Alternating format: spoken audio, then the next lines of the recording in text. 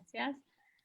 Bueno, pues muy buenas tardes tengan todos ustedes. En nombre del Centro Universitario de Tonalá, de la licenciatura en Gerontología, me da mucho gusto darles la más cordial bienvenida a este conversatorio titulado Por la eliminación del maltrato y violencia contra las personas mayores, el cual se da en el marco de hoy, día 15 de junio, que es Día Mundial de la Toma de Conciencia del Abuso y Maltrato de la Vejez, donde buscamos visibilizar esta problemática. Este día definitivamente decidimos que no debe de pasar desapercibido en nuestra sociedad. Es por eso que el Centro Universitario de Tonalá, la Universidad de Guadalajara, busca sensibilizar y visibilizar esta problemática no solo en nuestro estado, sino que sea algo mundialmente escuchado. Actualmente tenemos registros, quiero agradecer, tenemos registros, espero estén aquí, nos lo comenten más tarde en el chat. Tenemos registros de gente que no es de México, de otros países, y eso definitivamente nos alegra bastante ante esta situación.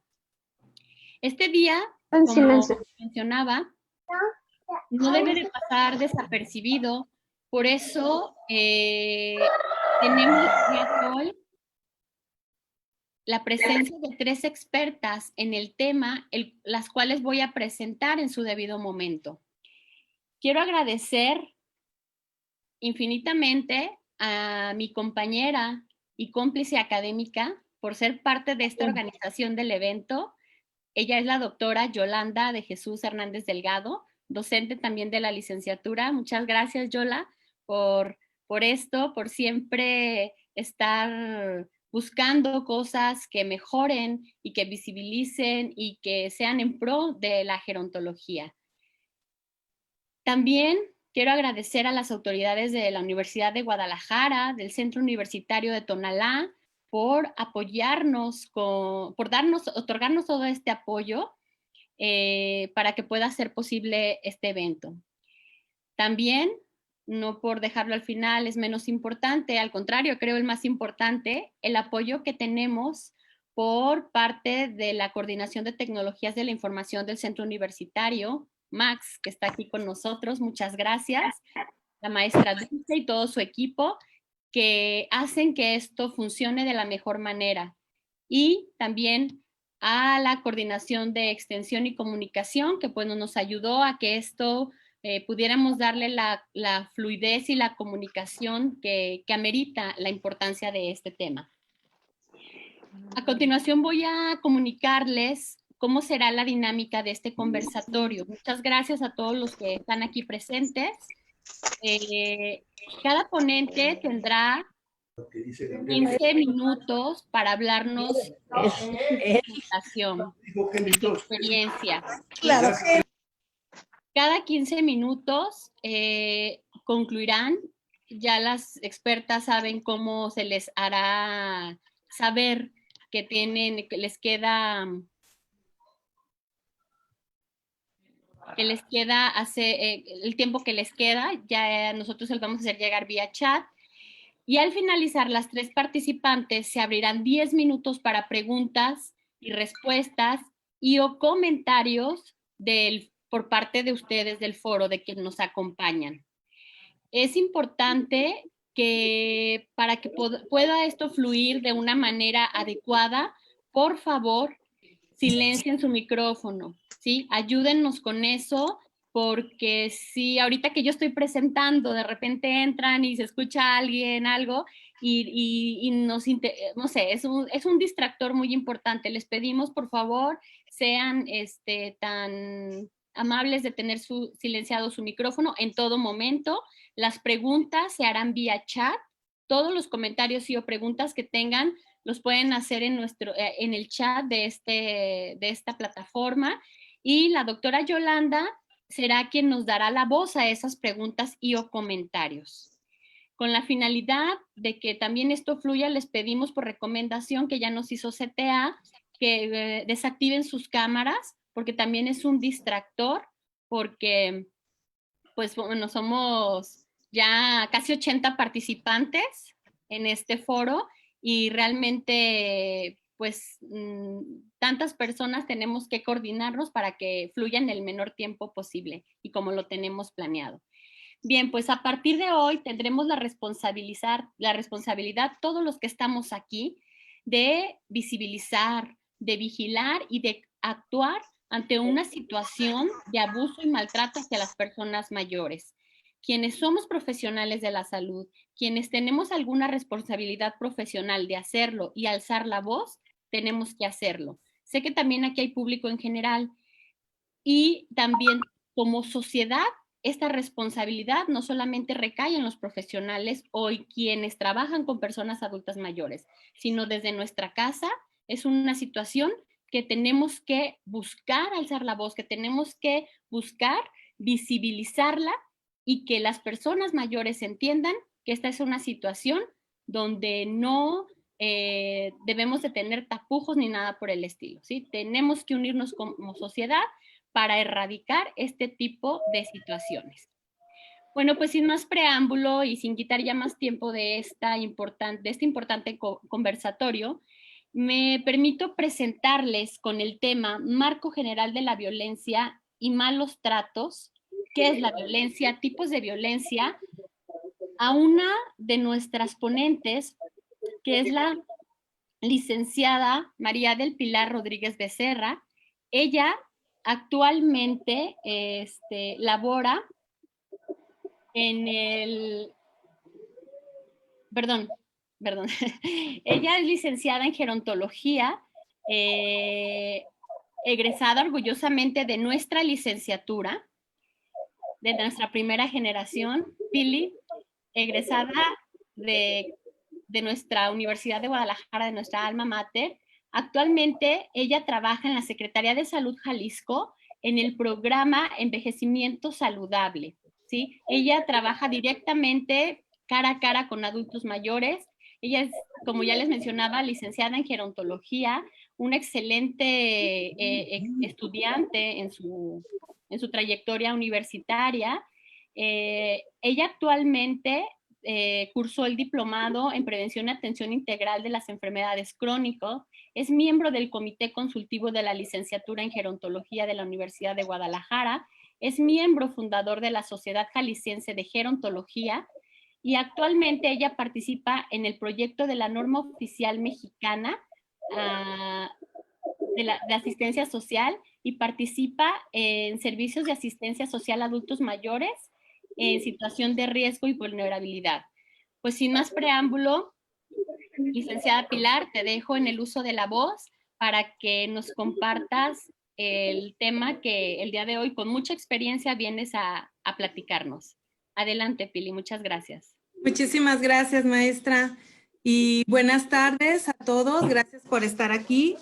Muchísimas gracias por permitirme estar con ustedes compartiendo un tema pues que nos aqueja a todos, ¿sí? El maltrato en la persona adulta mayor, la cual es una realidad que cada vez cobra más fuerza y que día a día en nuestra práctica lo vemos con más frecuencia, ¿sí? Según cifras de la OMS, Organización Mundial de la Salud, nos dice que aproximadamente entre un 5 y 6% de las personas adultas mayores viven situación de maltrato dentro de su propio hogar, son violentadas por algún miembro de su familia. Asimismo, nos dice que personas que están institucionalizadas en algún asilo o casas de días sufren aproximadamente un 10% de violencia en estas instituciones. Basándonos principalmente en una citación de la OMS, en donde nos dice que el envejecimiento activo, un marco político OMS 2002, donde nos comenta que el maltrato de las personas mayores es la violación de los derechos humanos y es una causa importante de lesiones, enfermedades, pérdida de productividad, aislamiento, desesperación. Es muy difícil enfrentarnos al maltrato de estas personas y sobre todo poder reducirlo, por lo cual requiere un enfoque multisectorial, y asimismo multidisciplinario, ¿sí? En México, al igual, el maltrato se ve principalmente en mujeres y viene de algún miembro de su familia. El maltrato de las personas mayores es un problema social que nos afecta la salud y afecta a los derechos humanos de millones de personas en todo el mundo, ¿sí? Por lo que merece una atención urgente desde el nivel familiar hasta el nivel social, institucional, pasando por la población en general. Por lo cual, la Asamblea General de las Naciones Unidas, mediante la resolución 66-120, designa el 15 de junio como el Día Mundial de la Toma de Conciencia de Abuso y Maltrato en la Vejez.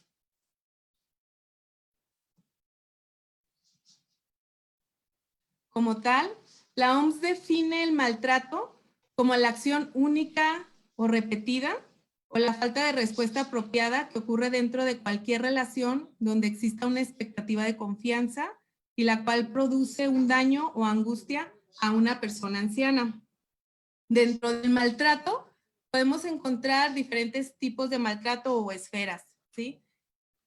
Uno de los tipos de maltrato, el maltrato psicológico, que se define como actos intencionales que producen malestar mental o emocional en la persona y en donde su principal arma pues es la manipulación, podemos decir que es el más común y sin embargo el más difícil de detectar, ya que para poderlo diagnosticar es muy difícil, por lo que requiere un abordaje integral y sobre todo esto se da por sus múltiples presentaciones, ¿sí? El maltrato psicológico está tan latente en nuestras personas adultas mayores. En el primer nivel de atención, ¿cómo lo identificamos? Principalmente por la manifestación de ansiedad, depresiones, aislamiento, temor al hablar, miedos constantes. Otro tipo de maltrato es el maltrato financiero. Es el uso ilegal o indebido de fondos económicos de la persona adulta mayor. Este tipo de maltrato no define ni perdona estatus socioeconómico, ¿sí? Este se da en general a todos los niveles, en todos los estratos sociales, y pues ahora sí que el dinero es causa de maltrato porque tienes y también cuando no lo tienes, ¿sí? ¿Cómo lo identificamos? Cuando la persona llega o se queja pues de que le dieron a firmar algún papel sin que haberle explicado previamente de qué se trata, o que pues ya no le alcanzan los pagos que antes él hacía y que normalmente cubría y pues ya no logra cubrir esos gastos. Otro tipo de maltrato es el maltrato sexual. Se define como la realización de actos sexuales con una persona mayor sin su consentimiento. Este tipo de maltrato, por difícil que parezca de creer, cada vez es más frecuente, sobre todo en maltrato en el sexo oral. Siendo pues más difícil de identificar, ya que pues por medio de la boca no podemos tener ninguna evidencia que nos pueda referir que esto ha pasado, ¿sí? En alguno de otros tipos de violencia sexual, como que les tocan algunas de sus partes, podemos identificarlo pues con dificultades al andar, algunas infecciones, dificultad al sentarse o con exámenes en los genitales. Negligencia y abandono, ¿sí? Negligencia es la omisión de la atención, ya sea intencional o involuntaria, que esta también se puede llamar como pasiva o activa, y en donde podemos determinar la negación de la comida, el no darle los medicamentos a sus horas, el tratar de manipularlos, ¿sí?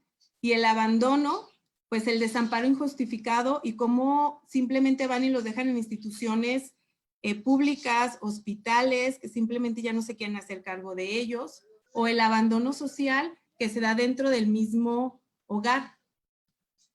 Dentro del hogar en donde lo invisibilizan al adulto mayor, en donde lo abandonan por completo.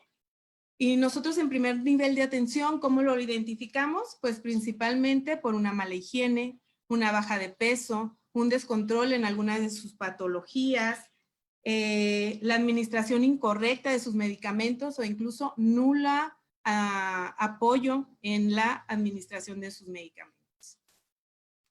Y por último, pero creo que es el más común de los maltratos, el maltrato físico, que aparte pues también es el más fácil de identificar, ¿sí?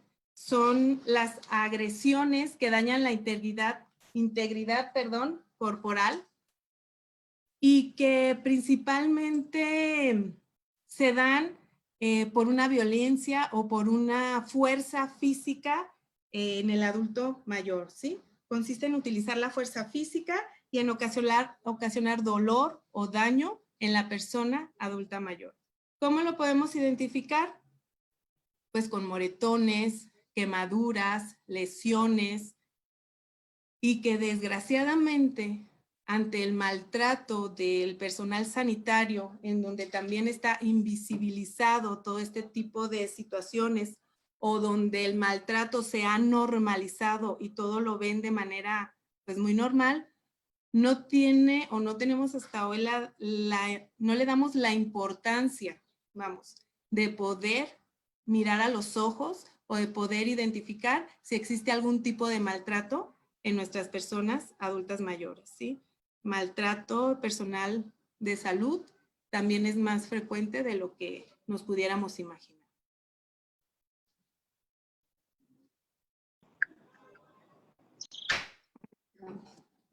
No avanza.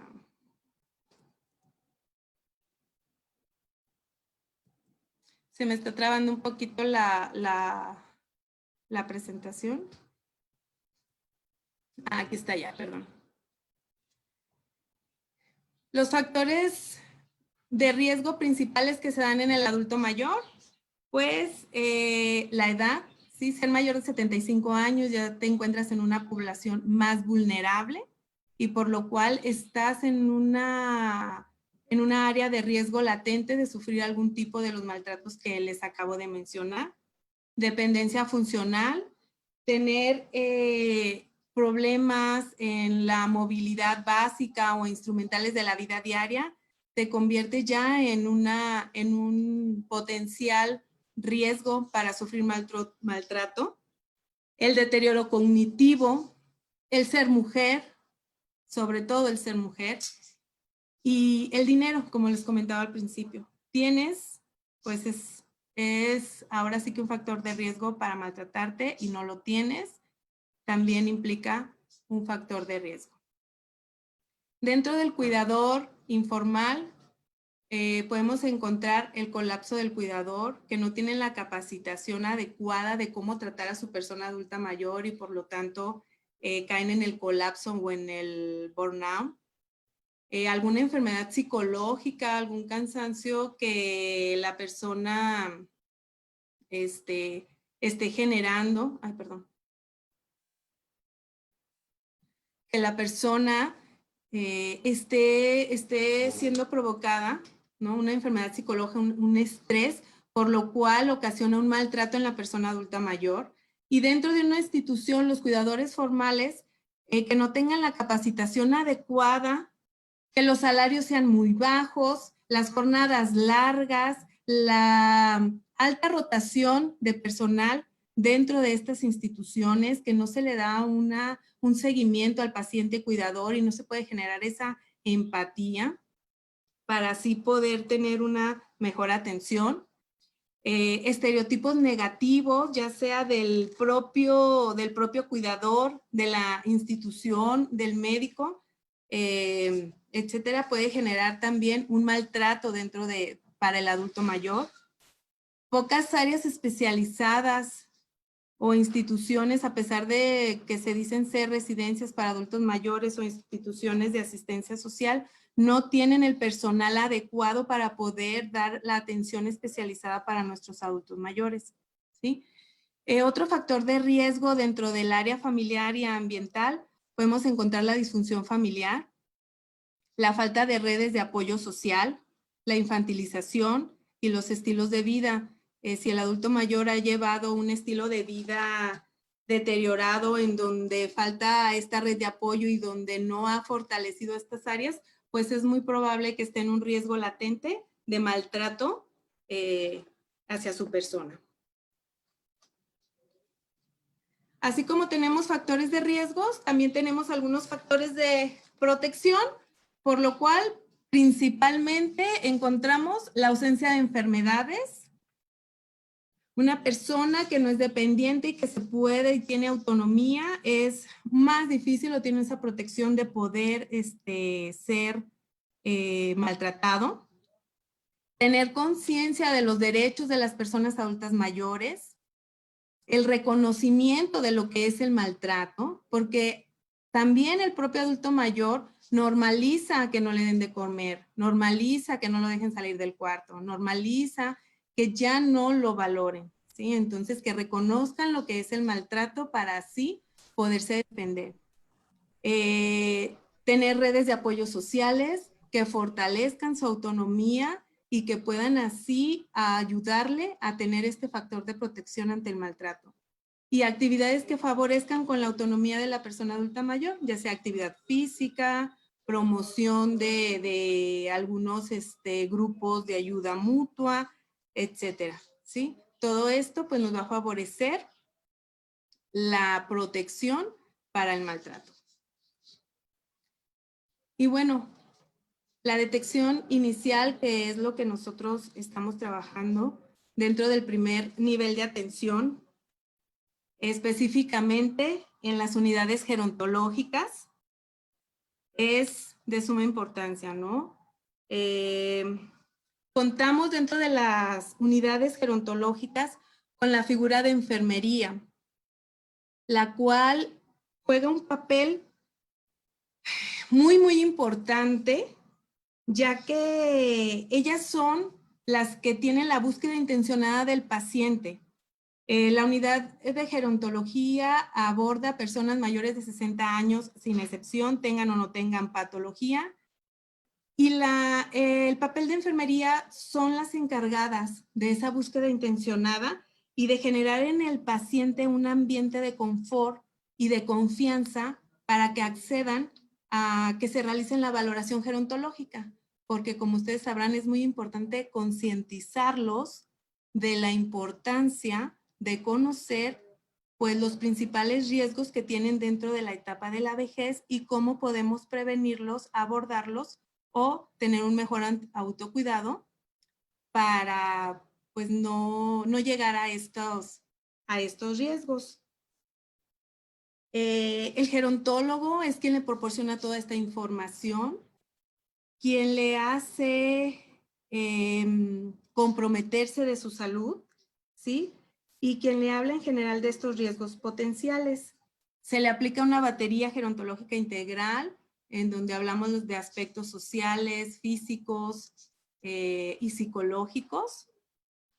Y en donde se da el primer acercamiento de sospecha de maltrato, ¿sí?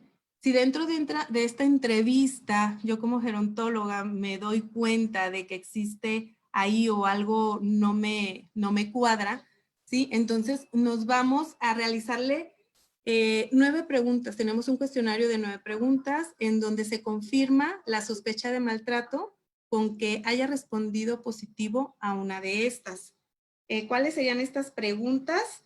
Pues, por ejemplo, le han tocado algunas de sus partes sin su consentimiento, le han pegado, tiene miedo de estar en su casa, alguien le ha ocasionado algún daño, le obligan a hacer las cosas que usted no desea, tiene miedo, ¿sí? Entre otras preguntas más.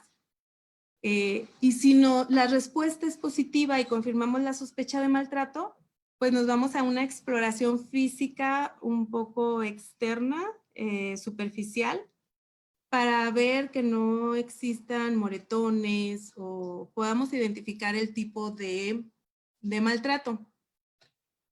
Cabe mencionar que dentro de Secretaría de Salud no existe como tal un protocolo de actuación ante este tipo de situaciones, ¿sí? Nos apoyamos en la norma oficial 046, que nos brinda los criterios para la prevención y atención de este tipo de maltratos. Pero el programa como tal de la población blanco habla de población de 15 a 65 años. Y nuestra población vulnerable, que es pues por la que estamos aquí, queda en manos de DIF o de otras instituciones. Secretaría de Salud llega hasta, ese sería nuestro límite, y haríamos la referencia a estas otras instituciones, por lo cual les decía que debe de ser un trabajo multisectorial, multidisciplinar, multiinstitucional, para poder crear estos protocolos de actuación, ¿sí? Que nos encontramos barreras para este tipo de referencia, que el adulto mayor no quiere demandar, que el adulto mayor no quiere ratificar, que tiene miedo, o que le golpeen más, o que su familia se desintegre, o que lo vayan y lo institucionalicen, ¿sí? Pero pues ya es trabajo de nosotros como gerontólogos darles este seguimiento y acompañamiento, información, para que pueda contar con el bienestar y seguridad que nosotros tanto pues pretendemos. Y para finalizar, pues tengo algunos lugares, ¿no?, en donde pueden obtener información u orientación acerca del maltrato. Se pueden acercar a cualquiera de ellos. Están los módulos o unidades de gerontología en Centro de Salud Yugoslavia, mi gran amiga Imelda Razo, Antonio Lomelí, que se acaba de integrar recientemente a Churubusco, y yo, que estoy en Región Sanitaria 10, Centro de Salud Santa Margarita. En cualquiera de estas 3 unidades les brindamos información y orientación para poderle dar un seguimiento oportuno. Tengo aquí también algunas otras direcciones, como es la Comisión Nacional de los Derechos Humanos, Violencia Intrafamiliar, que es donde atiende Secretaría de Salud. Este es nuestro módulo de referencia principalmente. Y está DIF Jalisco o los DIF municipales y Fiscalía del Estado, con esta extensión que es directo para violencia intrafamiliar. Y bueno, pues por mi parte es todo. Muchísimas gracias por su atención y pues esperamos el área de preguntas. Muchas gracias, Pilar. Gracias por tu participación. Muy claro que nos has dejado el panorama de la violencia, sus tipos, factores de riesgo, factores protectores que también son muy importantes conocerlos.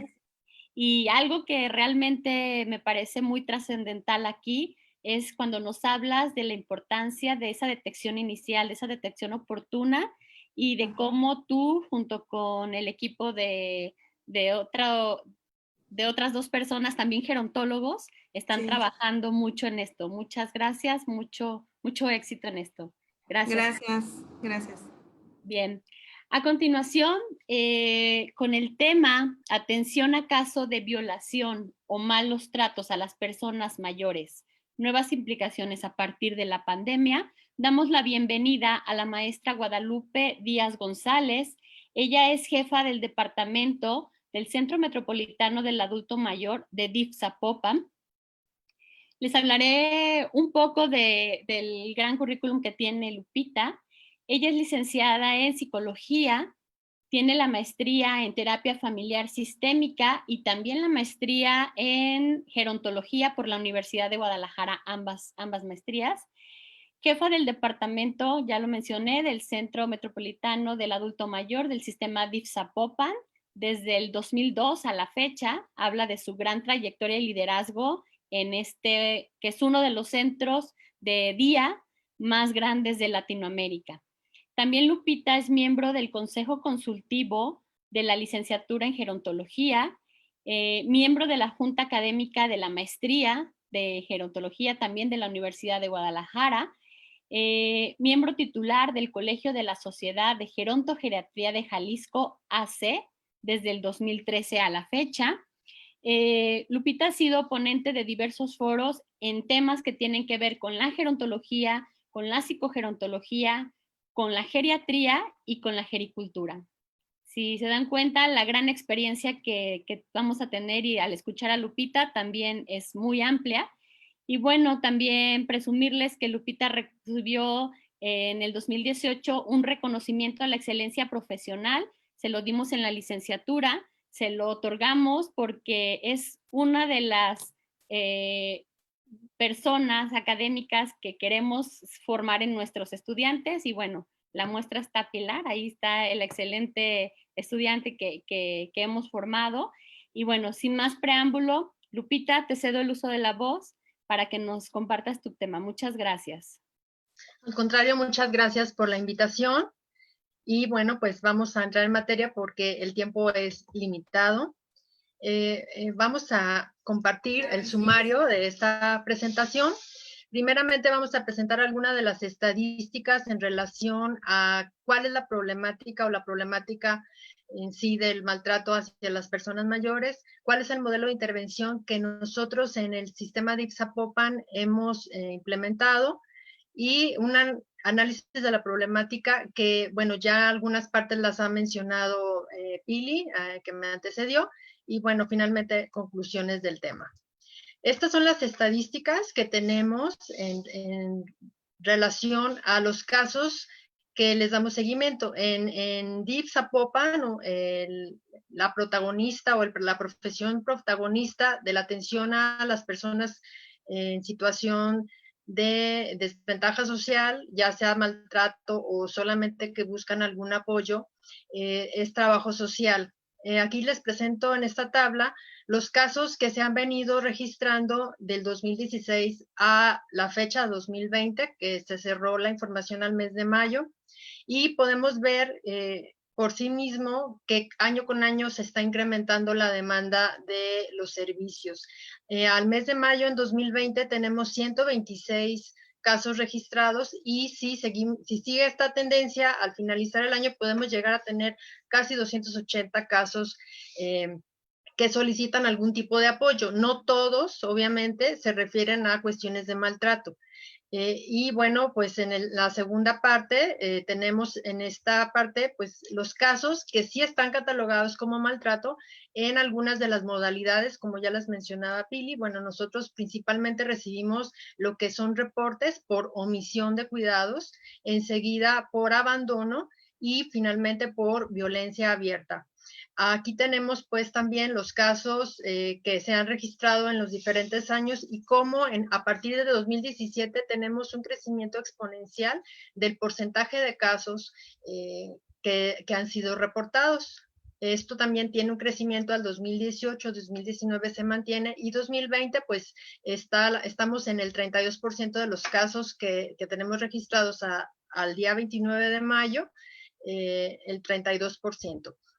Otro de los aspectos o indicadores que nos sirve como termómetro para ver qué tanto tenemos de casos de maltrato son los convenios que se establecen con las familias de las personas que están sobre todo en situación de omisión de cuidados o abandono, donde nosotros hacemos una acercamiento con la familia, primero de manera conciliatoria para hacerles saber cuáles son los derechos de las personas mayores y cuáles son las obligaciones de la familia acorde a la ley que nos rige en el estado de Jalisco.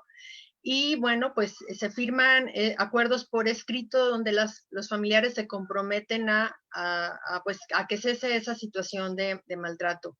Y cuando esta situación prevalece o la familia o los familiares no se prestan a poder cesar esta situación, pues entonces se actúa ya legalmente presentando una denuncia ante la Fiscalía General del Estado de Jalisco.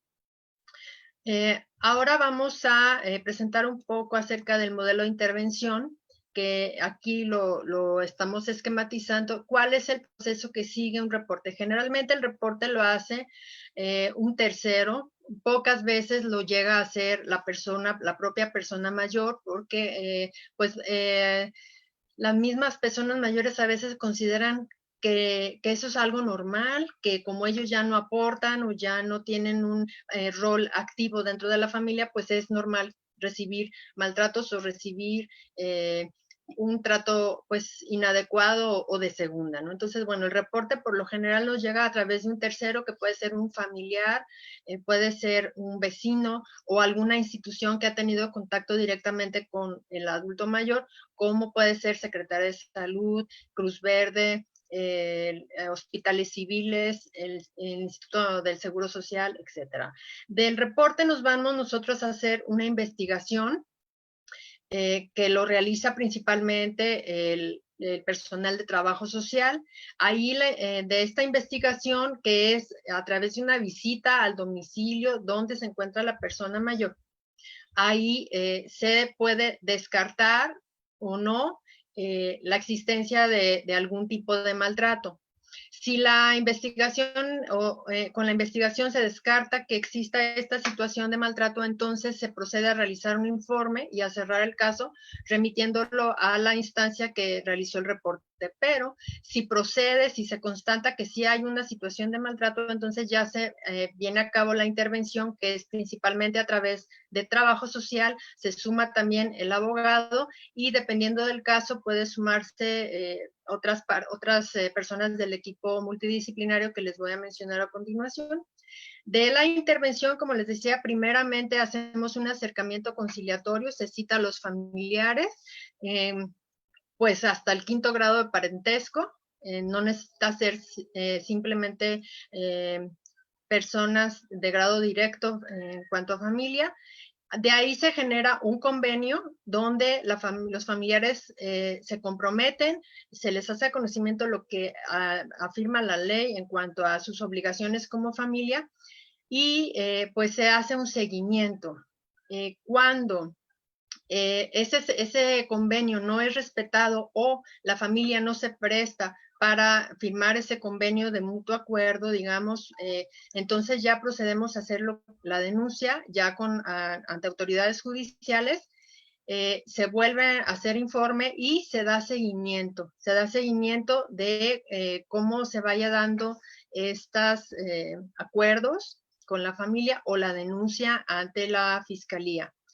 Y dependiendo, pues ya si después de 2 años de seguimiento mensuales, el caso se mantiene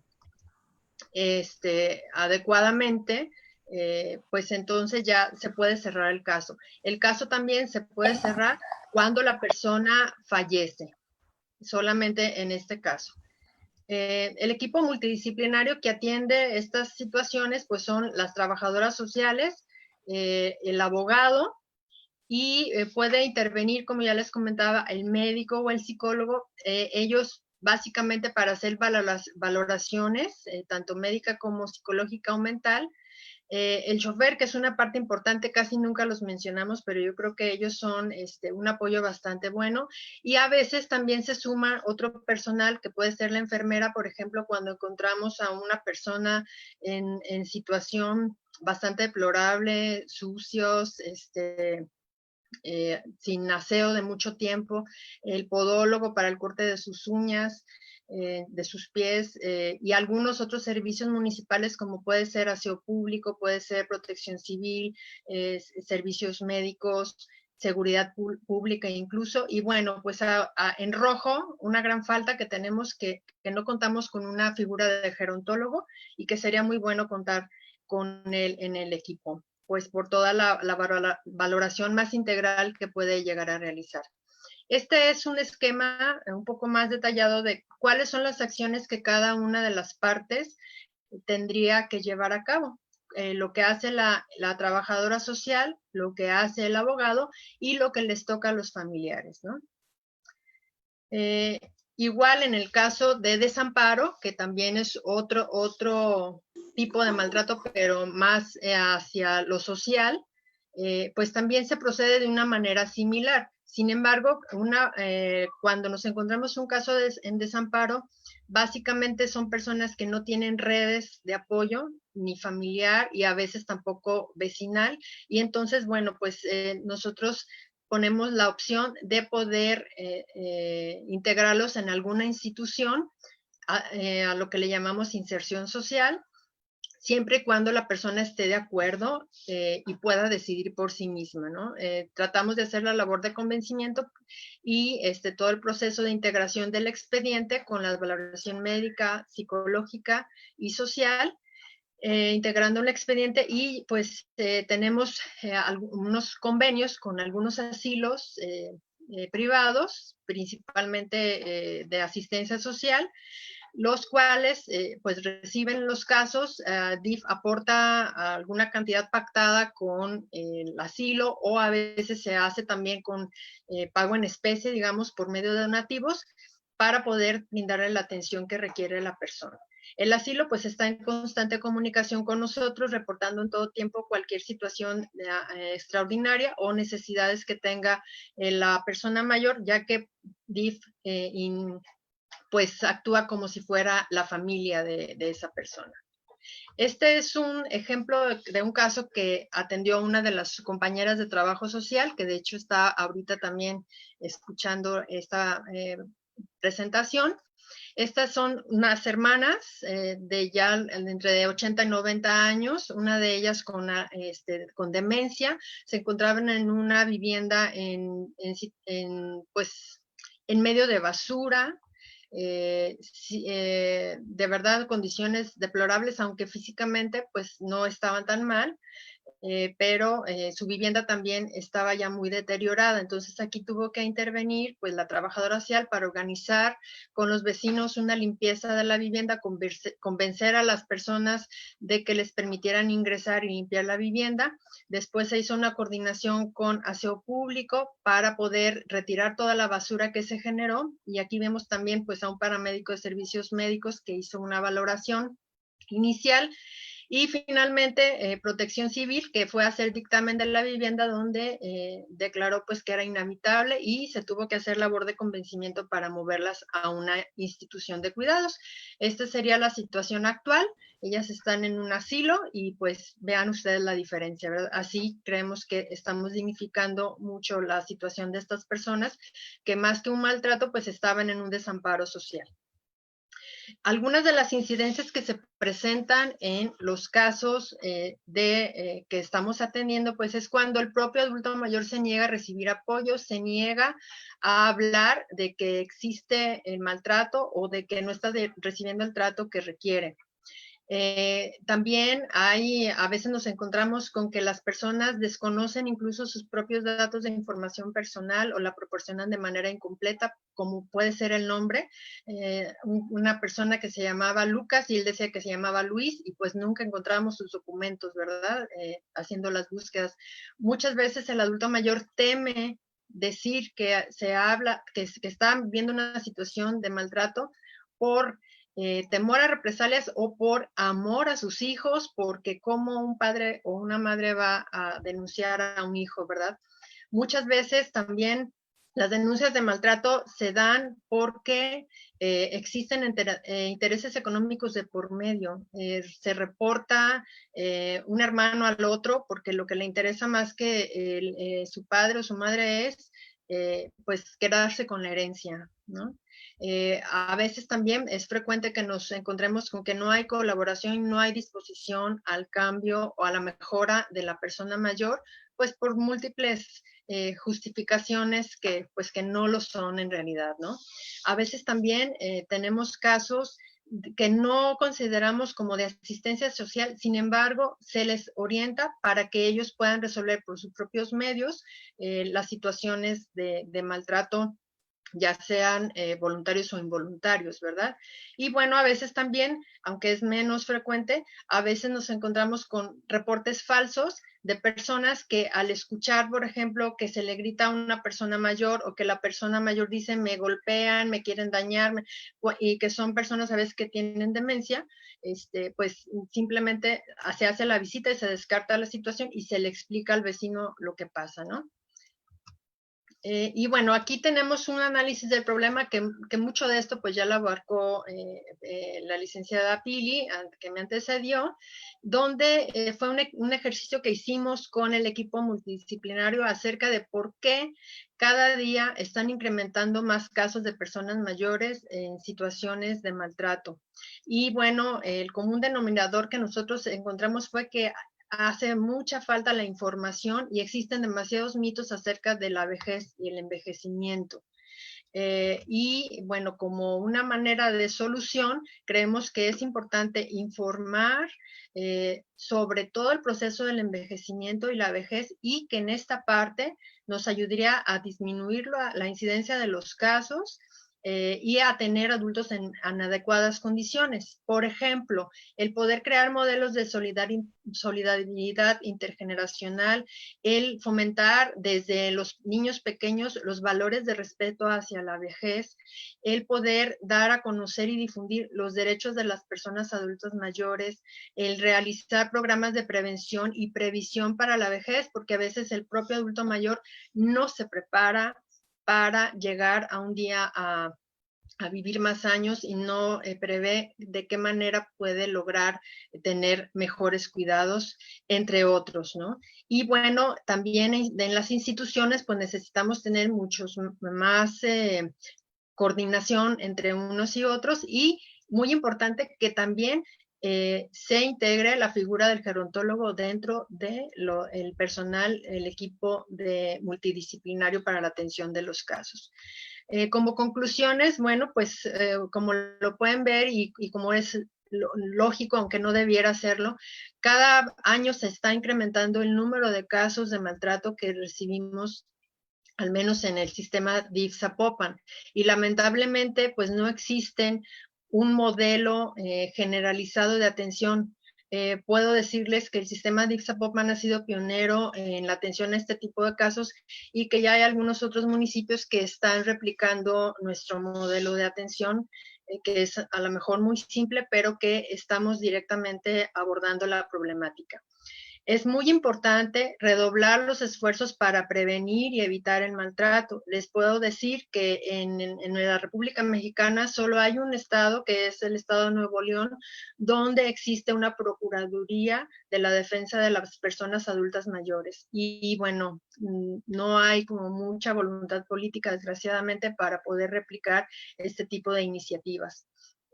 Como ya les decía, es muy importante que las instituciones integren dentro de sus equipos interdisciplinarios la figura del gerontólogo, principalmente las instituciones que tenemos la atención directa para las personas mayores. Y bueno, pues el gerontólogo tiene muchísimos campos de intervención, como ya lo vimos en el análisis que desarrolló el equipo interdisciplinario para prevenir el maltrato a la vejez. Les agradezco mucho su atención y bueno, esto es una tarea de todos en lo individual, como ciudadanos, como profesionales, como instituciones también. Muchas gracias.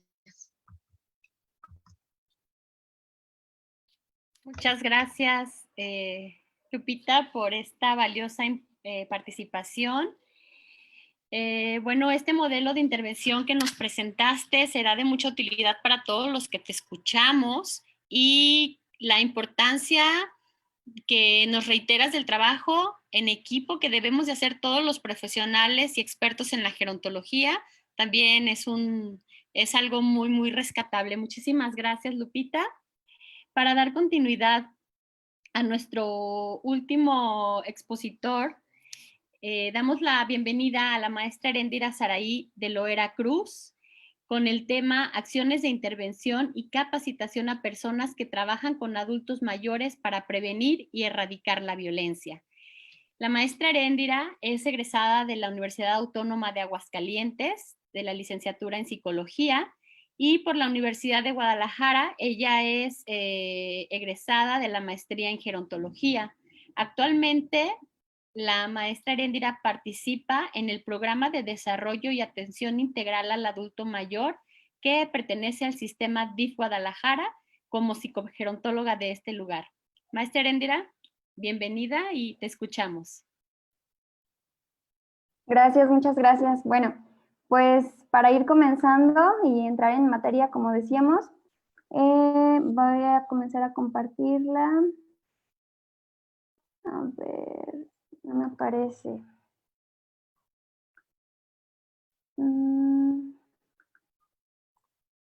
¿Se ve? Sí, ya se ve. Sí, ok. Sí. Muy bien, pues muchas gracias. Gracias por la bienvenida, por la invitación. Y bueno, para ir comenzando, quisiera decir que para este tema es bien necesario que reconozcamos la complejidad del fenómeno del maltrato. Bueno, vamos a charlar un poquito sobre acciones de intervención y capacitación a personas que trabajan con adultos mayores para prevenir y erradicar el maltrato. Bueno, ay Dios. ¿Se dejó de...? ¿Pasó algo? ¿Todo bien?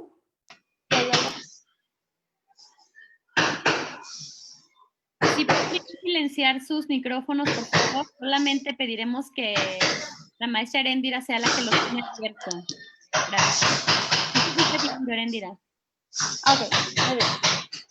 Bueno, entonces decíamos que es muy necesario que podamos reconocer la importancia de la complejidad y de las implicaciones de la complejidad del maltrato.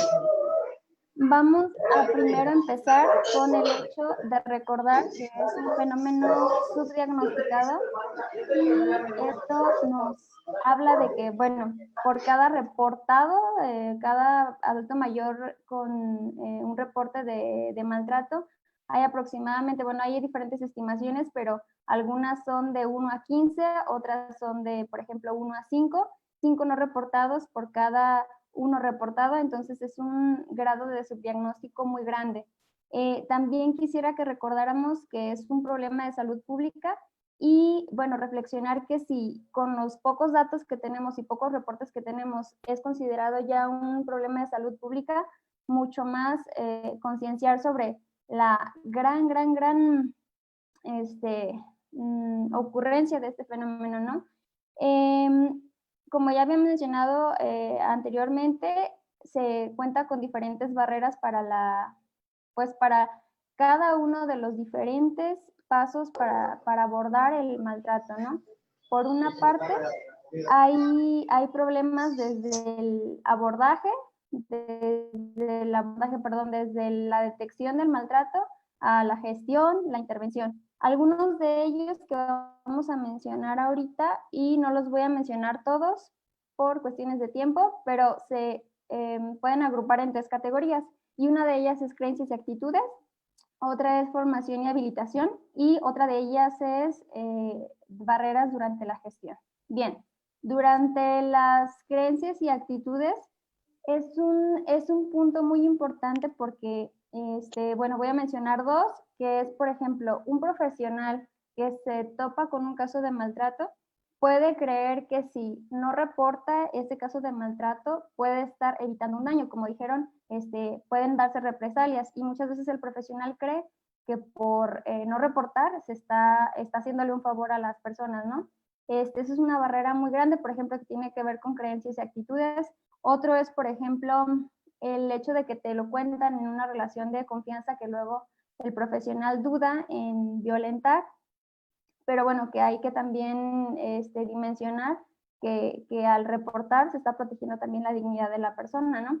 Otro ejemplo es, muchas veces los profesionales tienen el comportamiento de ocultar un reporte de maltrato cuando consideran que en su trabajo, por ejemplo, o en el área donde está, no va a tener apoyo posterior el reporte, por ejemplo. Y esta es otra barrera más porque muchos reportes se silencian ahí, ¿no? Se acaban. Y bueno, lo menciono todas estas barreras porque cada una de ellas, aunque no las mencione todas, son áreas de oportunidad para que nosotros podamos intervenir. Todas las personas que somos, trabajamos en el área gerontológica debemos tener esta visión del área de oportunidad de cada una de estas barreras, ¿no? Porque de cada una de ellas se puede abordar muchísimo y se puede aportar. Desde la formación y habilitación es muy conocido. No es cuestión de México, es cuestión de todos los países. Las investigaciones muestran que la formación y habilitación en maltrato, desde todas las profesiones que tienen relación con el adulto, bueno, con la persona mayor, es muy poca. Y pues es tarea nuestra también dentro de esta área fomentar así, bueno, este conversatorio, que también dentro de lo personal podamos profundizar en el tema, ¿no?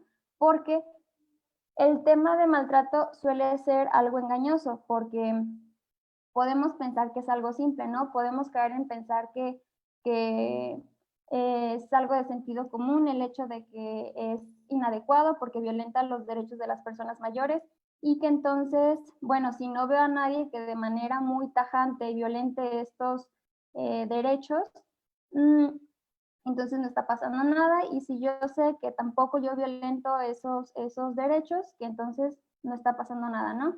Y entonces que no tengo que profundizar en el tema.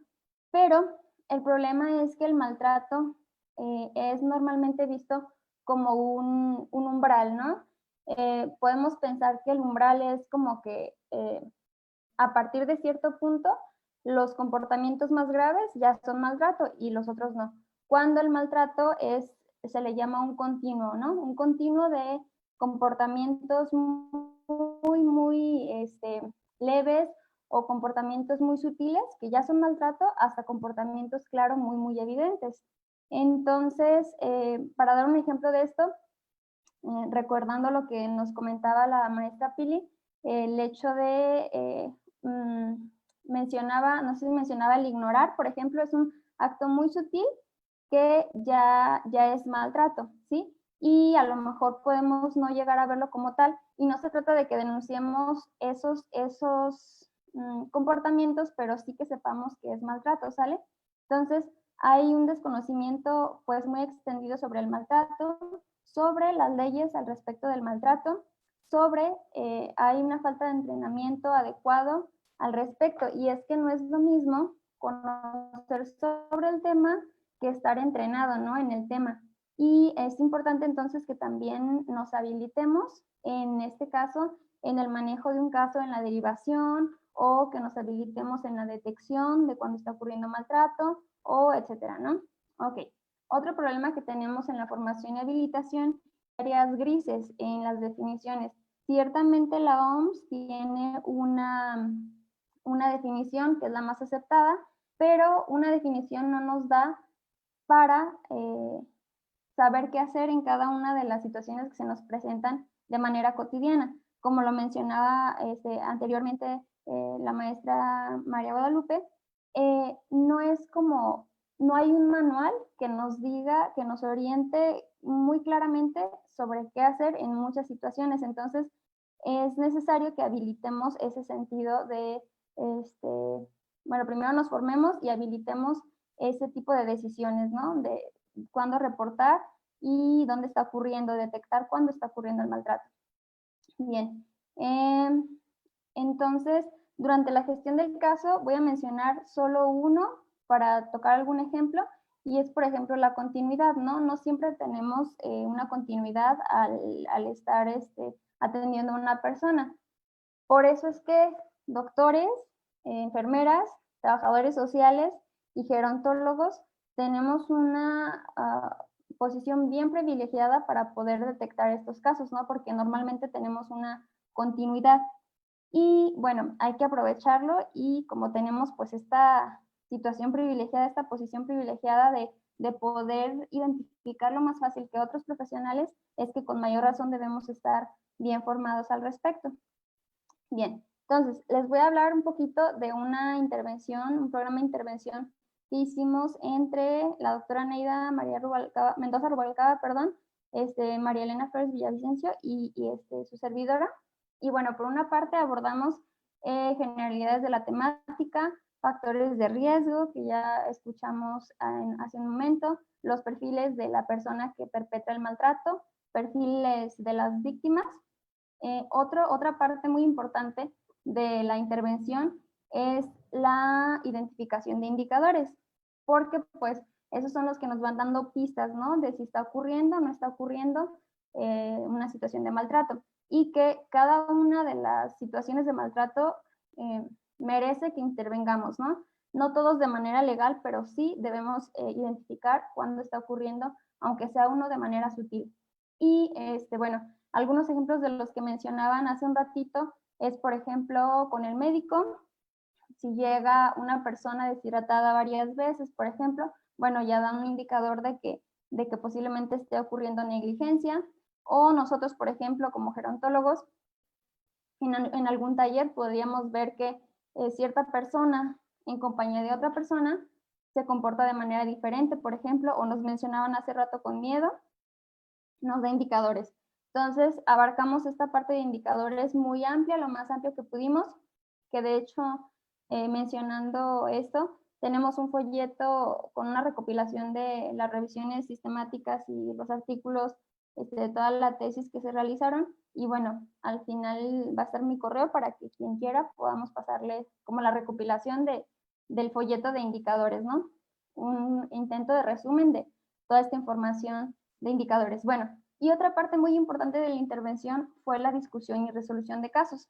Esto es porque, decíamos, no es lo mismo conocer sobre el tema que habilitarse poco a poco acerca del mismo, ¿no? Y entonces, la forma en que nosotros lo abordamos fue esta, resolución de casos.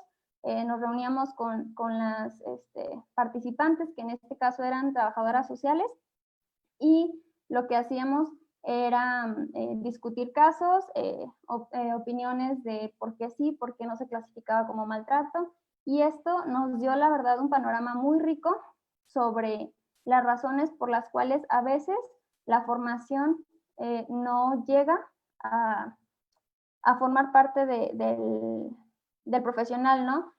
Como les decía, las creencias y actitudes son una barrera muy importante para que podamos, o este conocimiento pueda permear en nosotros, ¿no?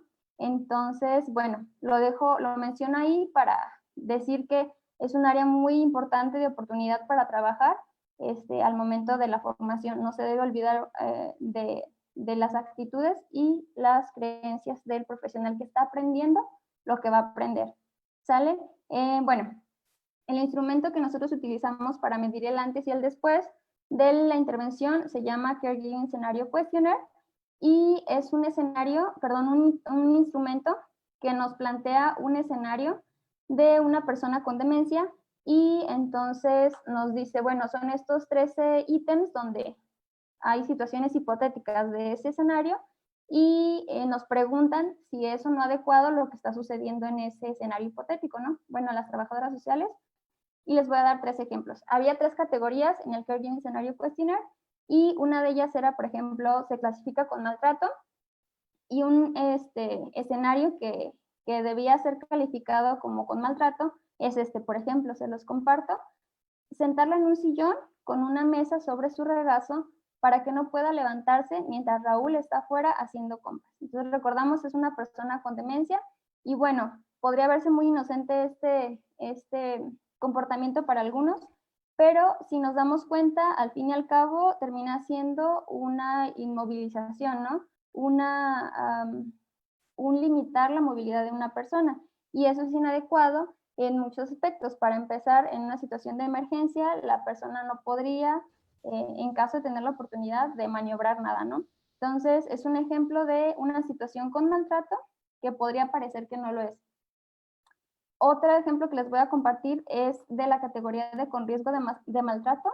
Es mejor no responderle ante las acusaciones de robo de su pensión, porque todo lo que diga la hace enojar más.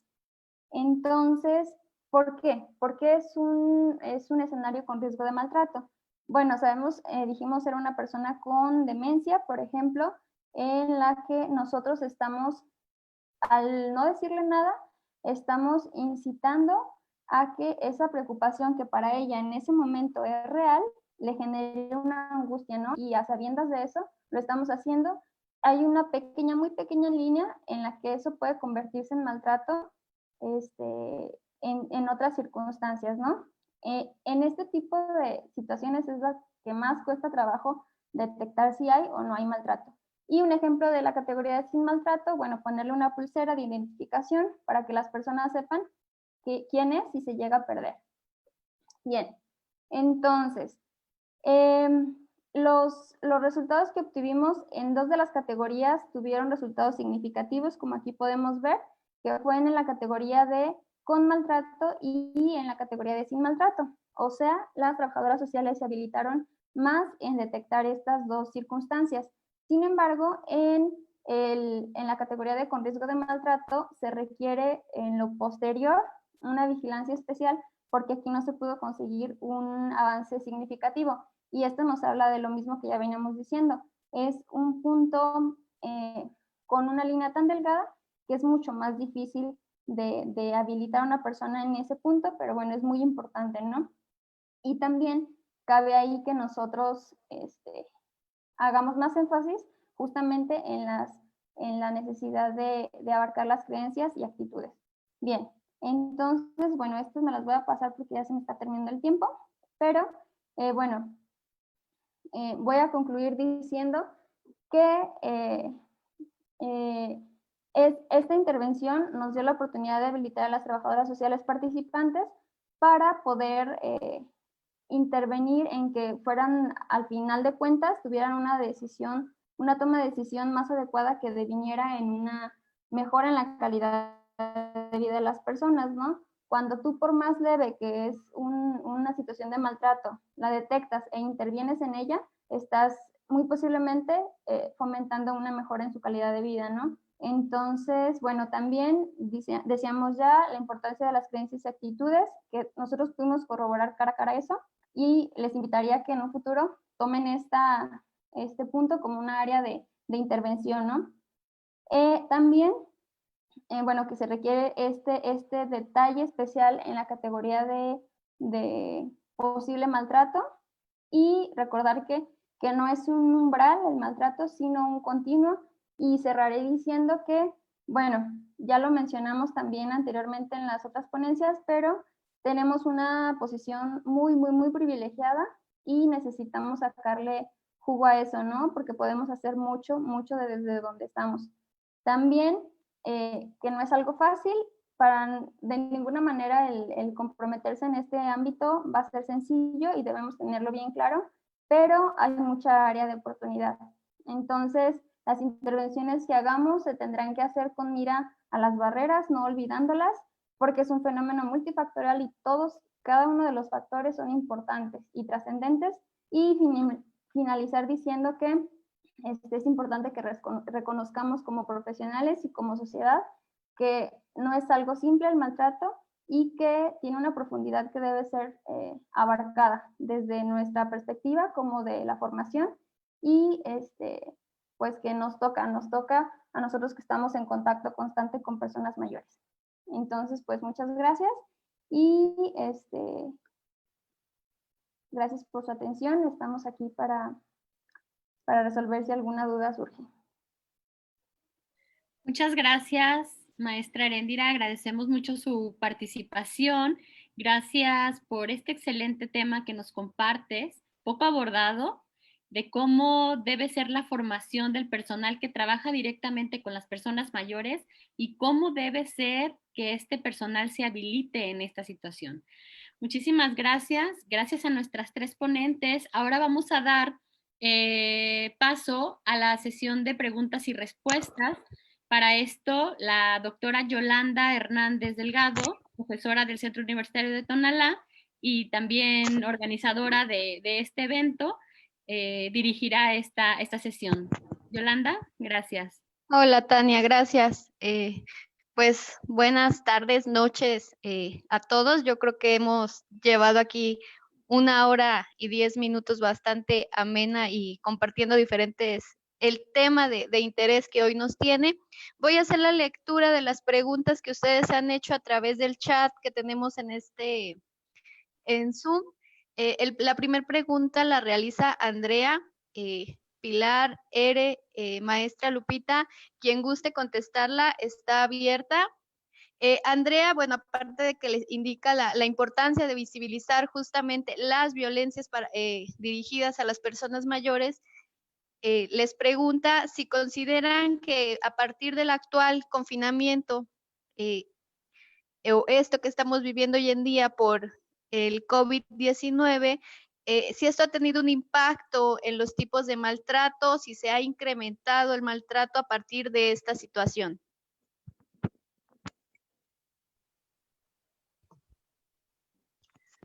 Bueno, mira, no podríamos aseverar si se ha incrementado el maltrato, pero sí hemos recibido, por lo menos nosotros en el mes de mayo, que es en el que nos reactivamos, pudiéramos decir, lo que fue desde mediados del mes de marzo y abril, prácticamente estuvimos pues en periodo de contingencia netamente. Sí, en el mes de mayo se observó un incremento en cuanto a los reportes por posible maltrato.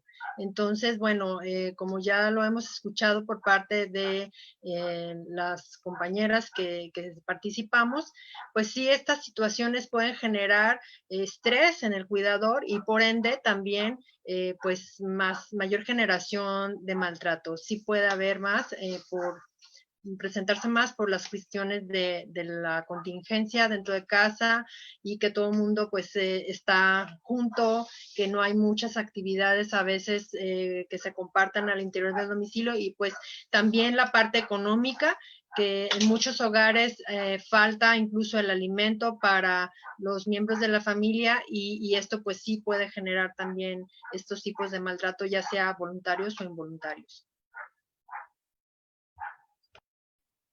Gracias, maestra Guadalupe.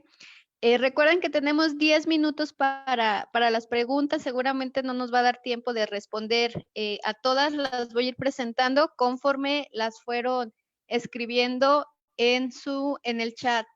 La segunda pregunta es, ¿cuáles son las principales causas de maltrato a las personas mayores, en especial a las mujeres?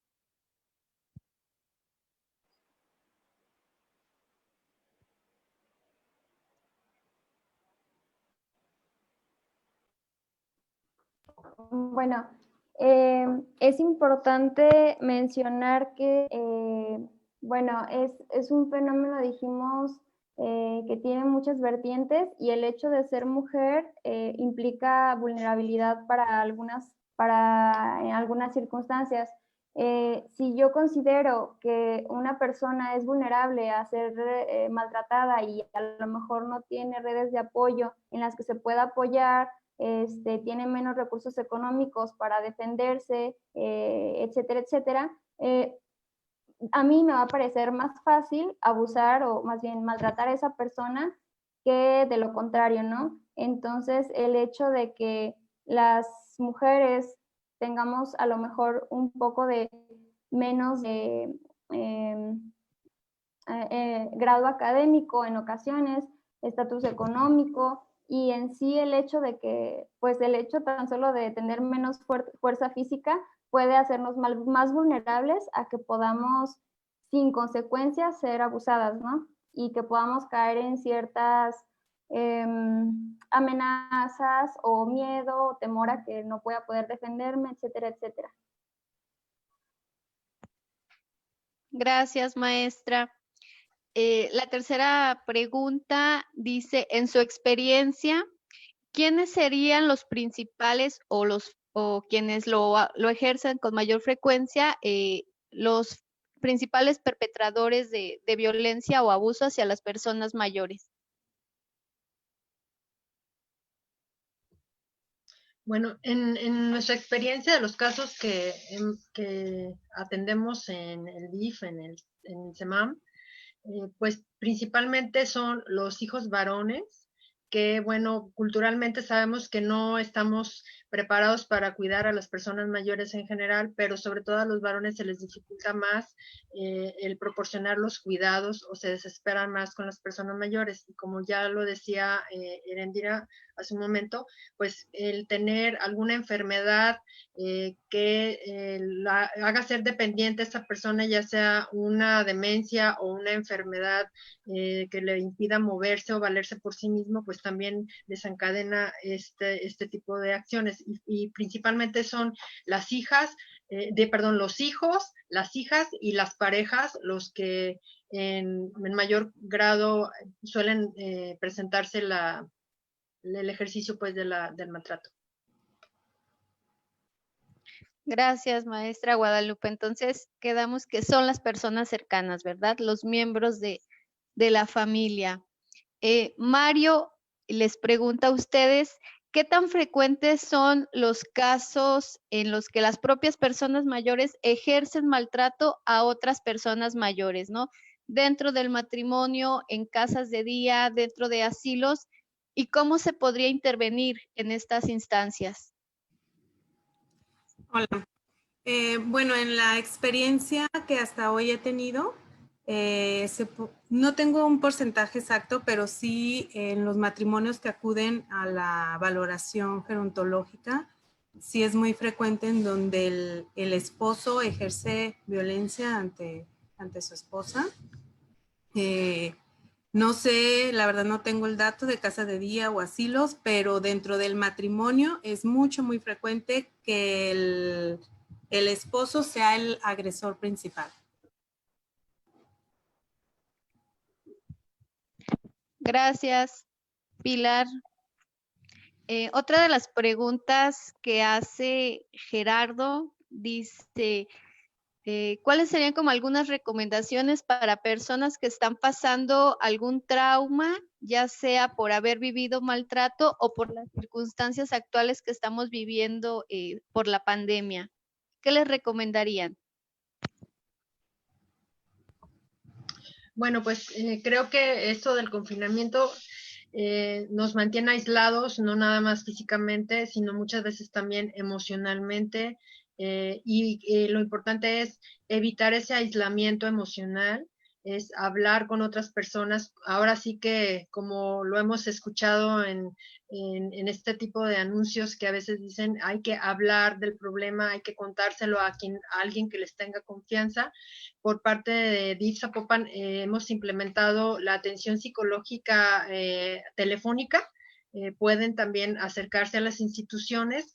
Varias instituciones pues ya hemos abierto este tipo de atención virtual, ya sea en línea o vía telefónica, para que puedan contar acerca del problema. Igual en CEMAM estamos trabajando a puerta cerrada, pero el único programa que se ha mantenido activo es precisamente el de trabajo social para recibir reportes o denuncias por maltrato. Entonces, pues lo más es hablarlo, socializarlo, contárselo a quien tenga confianza o una institución que pueda atenderlos. Gracias. Aquí tenemos otra pregunta que va dirigida a la gerontóloga Pilar. Pilar, Angie te está preguntando si ante la detección del maltrato en la atención primaria, la misma institución se encarga del caso o lo deriva a la UABI o a otra institución. Y en el caso de ser mandado a otra institución, ¿cómo se elige esa institución que va a seguir con este proceso? Hola, Angie. Sí, mira, nosotros derivamos el caso a la unidad de violencia intrafamiliar, que es ahora sí que lo que tendríamos que hacer. Esta institución se encarga de darle el seguimiento y orientación a la persona adulta mayor, se le brinda ayuda psicológica, orientación jurídica, y ellos determinan, dependiendo el grado y el riesgo, cómo darle el seguimiento. Pero sí, nosotros lo derivamos directo a la unidad de violencia intrafamiliar. Gracias, Pilar. Y bueno, vamos a cerrar con estas dos últimas preguntas. Zaida Lara pregunta, ¿cómo se podría crear ¿Cómo se podrían crear estrategias para poner en conocimiento a los adultos mayores y a sus familiares sobre sus derechos para prevenir el maltrato? ¿Qué estrategias se podrían generar o qué estrategias están ustedes llevando a cabo? Es para mí, ¿verdad? Perdón. Quien guste. Esto no va dirigida, quien guste. Perdón. Bueno, nosotros una de las estrategias pues es crear la ruta de actuación, abrir líneas virtuales y que tengan ahora sí que el conocimiento de lo que es, ¿sí? Nosotros principalmente estamos abordando con nuestro granito de arena en implementar un protocolo de actuación dentro de Secretaría de Salud. También por parte de SEMAM, pues se llevan a cabo talleres sobre los derechos de las personas mayores.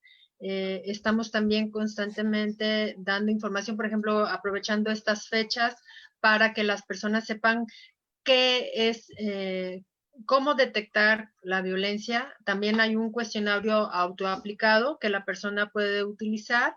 Y bueno, pues se presta cuando el centro de día está activo para socializar este tipo de información en grupo, sobre todo, que notamos que cuando es impartido de manera grupal, las personas se animan más a hablar o a decir, eso me está pasando a mí también. Básicamente es informar acerca de lo que es la violencia o cuáles son las formas de violencia que pueden estar viviendo. Lamentablemente, pues ahorita debido a la contingencia están cerradas todas nuestras actividades, pero bueno, en tiempos normales esa es la vía que utilizamos, la socialización de la información y el conocimiento de los derechos de las personas mayores. Gracias. Bueno, vamos a tener la última pregunta, que yo creo que es algo bastante complicado conociendo la política de envejecimiento que se vive en México. Pero Alma nos pregunta, ¿cómo podemos lograr que en los diferentes municipios existan estos centros de atención en maltrato al adulto mayor?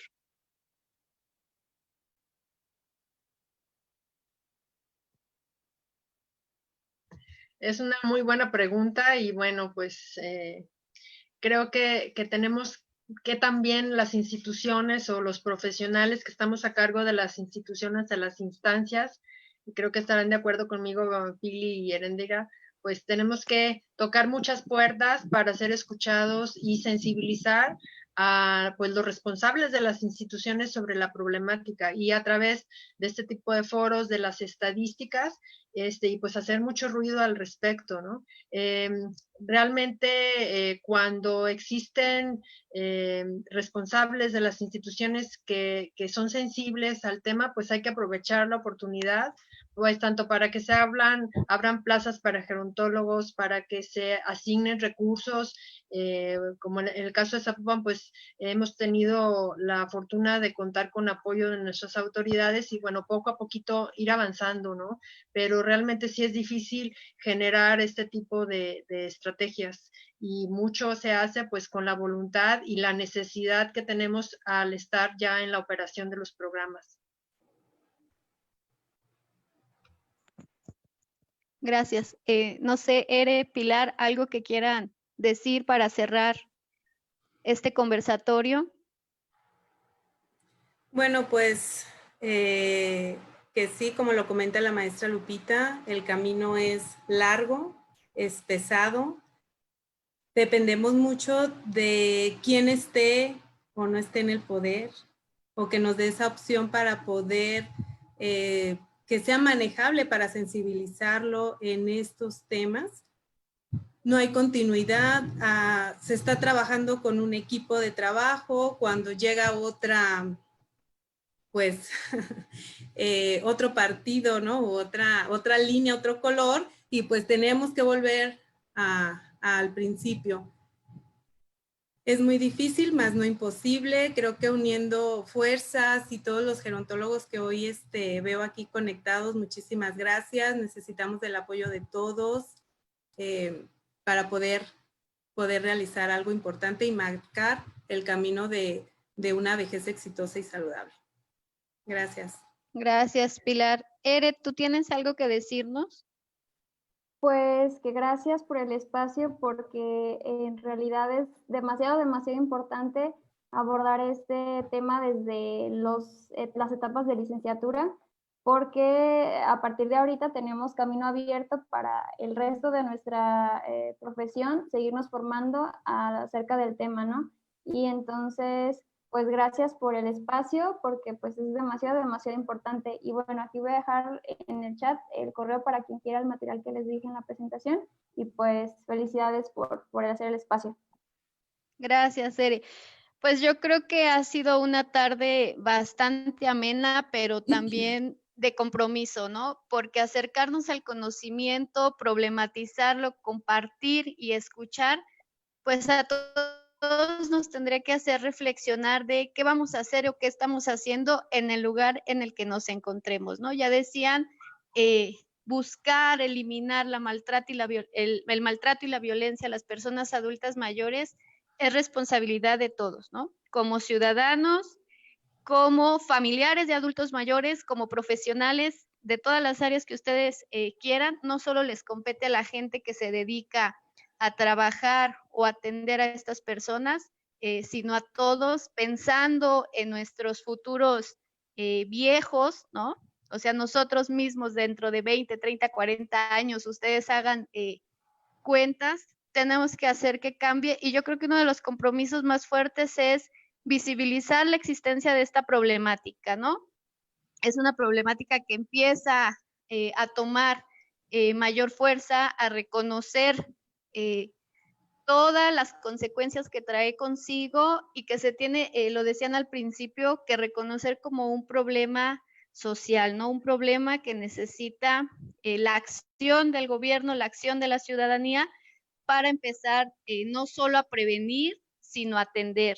Y yo creo que uno de los compromisos, a partir de lo que escuchamos, de lo que ustedes comparten, tendría que ser la generación de protocolos de actuación, ¿no? El trabajo interinstitucional de cómo se actúa, cómo se sigue los casos, cómo se atienden, cómo se da esta vinculación, ¿no? Desde el proceso de detección hasta el proceso de cierre que nos decía la maestra Guadalupe, esa tendría que ser algo central en el actuar, no solo para el caso de Jalisco, donde nos ubicamos, sino en todo México.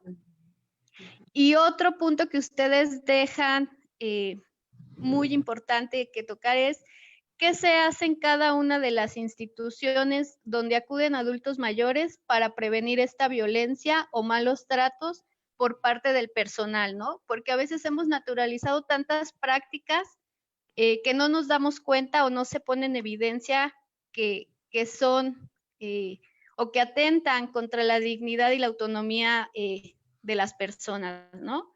Estamos todavía en ese proceso de desnaturalizar estos actos que limitan o carcomen la autonomía y la dignidad de estas personas y que es algo que hay que estar colocando o dándole atención puntual en los espacios en los que nos encontremos. Pues muchísimas gracias por su participación. Tania, si tú quieres darnos algunas palabras de cierre.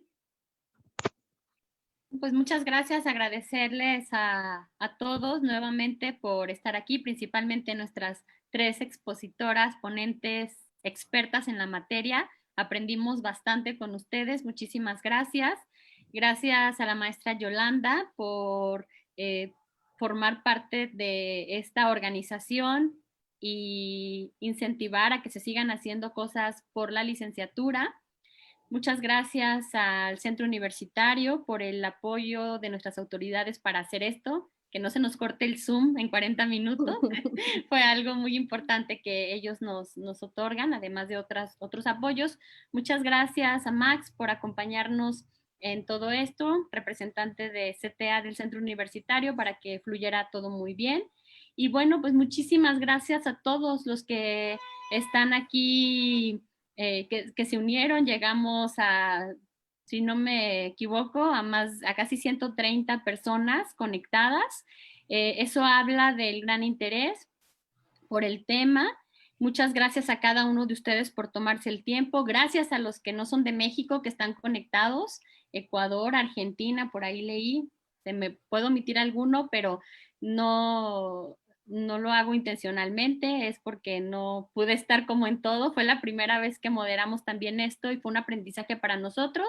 Esperamos próximamente estar compartiendo otros temas también de interés. Vimos que fue un éxito. Así que muchísimas gracias a todos, que tengan un excelente inicio de semana. Llevamos un compromiso, como ya lo dijo la doctora Yolanda, y pues a seguir cuidándonos, a seguir cuidando de los nuestros, para que pues quienes nos conocemos próximamente nos volvamos a ver. Muchísimas gracias a todos. Por ahí sus ponentes están poniendo, les pediría que pusieran sus correos electrónicos, por favor, maestra Lupita, maestra Pilar, maestra Eréndira ya lo puso, para si alguien, en este momento no, pero más adelante quisiera hacerles alguna, pues alguna duda, alguna inquietud que tengan, puedan tener el contacto con ustedes. Muchas gracias, que tengan un excelente inicio de semana.